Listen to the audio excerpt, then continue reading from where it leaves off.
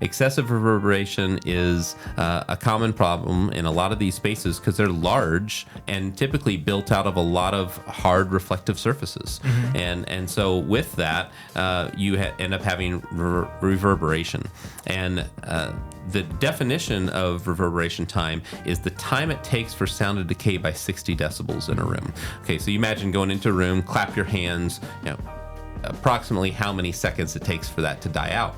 Now, it's frequency dependent. So if there's lower frequency, reverb is going to be potentially longer or shorter than the mid and high frequency reverb times. And so you have to measure it properly. Hand clap isn't going to tell you everything, but it's just a good assessment of the room. But if you get gear in there, you can start to measure it and figure out where it's at across the frequency spectrum. Typically, the reverb time for speech should be pretty short. Like, you don't want a lot of echo happening when someone's trying to speak, because then you can't understand speech very well.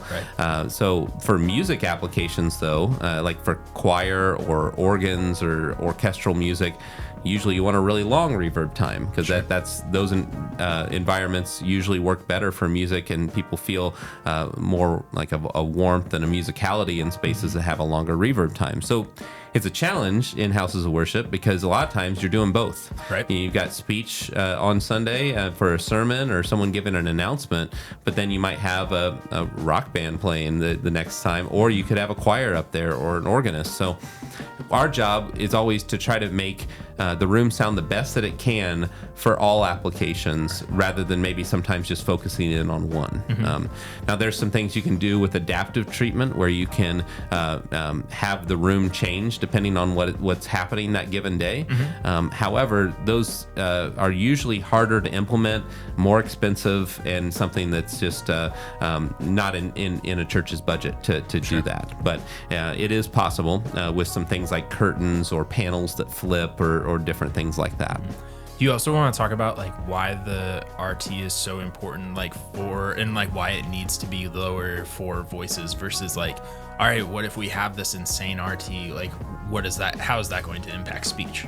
Yeah. So anytime have you ever been in a cave before? Yeah. And spoken and you hear just the long reverb tail that happens, and it's always hard to understand speech in those situations, because by the time you've said one word and then you're moving on to the next word, that word you just said is still taking a long time to decay. So in some of these spaces that have reverb times of 3, 4, 5 seconds long, the words just start to jumble together. You can't pick out the words very well. It's also very hard to understand consonant sounds in a long reverb tail, because all the differences in the C and T and S, that's all high frequency sounds. And if the high frequency reverb time is really long, then good luck, right? It's really hard to be able to understand that. And when we go into these spaces, reverb times in larger rooms is probably the number one metric that we're looking at, right? Because it just impacts everything. And we also, given a room's size and application, there's going to be a target reverb time that's the best for that environment. Sure. And so we will select that as part of our job as a acoustical consultant. We'll let people know, here, this is what we should be targeting, and then try to figure out what we can do to the room to get there. Sure. And that's something too that even on the website, we have the RT simulator where you can hear what the sample sounded like before and after treatment, and it's wild what the differences are. Yeah, and it's really tough for churches, if they're building a new space, to understand the ramifications of some of the decisions they're making in the design process with the architect and interior designer, how that's going to impact the room itself. And that's where we come in, and we can create those cool simulations where they can hear what someone speaking, or what a choir or what a praise band would sound like in a room before it's even built, and it avoids a lot of problems. And it's always harder to treat acoustics after it's been built, because by then that money is coming out of a different budget. Like it's not just wrapped into the overall cost of building the building.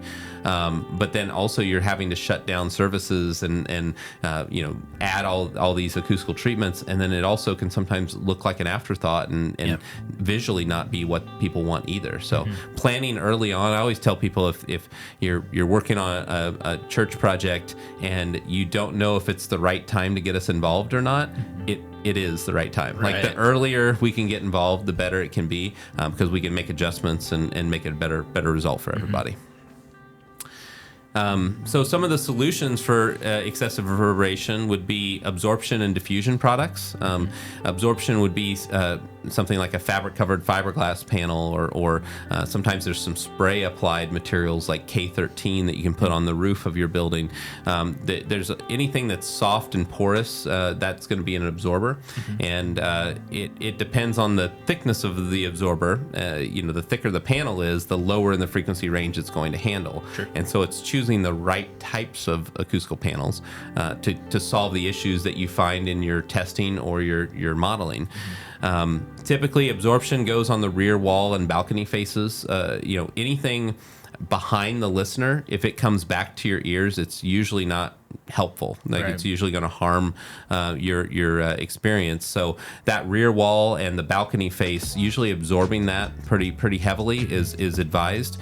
And then on the side walls, you can use more of a combination of absorption and diffusion, because you can scatter some of that energy, because if you overabsorb sidewalls, you can end up harming things. Yeah, sure. Because some of the people in the back of the auditorium are relying on the reflections from the sidewalls to combine with the direct sound and give them more reinforcement. And if you just overabsorb sidewalls, then the room becomes very dry and dead. And you also... Another impact of doing that would be that people don't sing, and participate as much, because they feel like everyone can hear all the good and bad notes they're singing. And so it's important to make sure that you choose the right product for the right location in the room.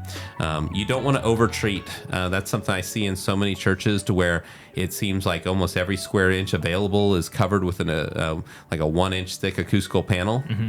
For one, 1-inch treatment really doesn't have a place in a large environment like that where music is being played. 1 inch is usually reserved, for us at least, would be more of like office environments or like telemarketing places, like something where it's just voices only.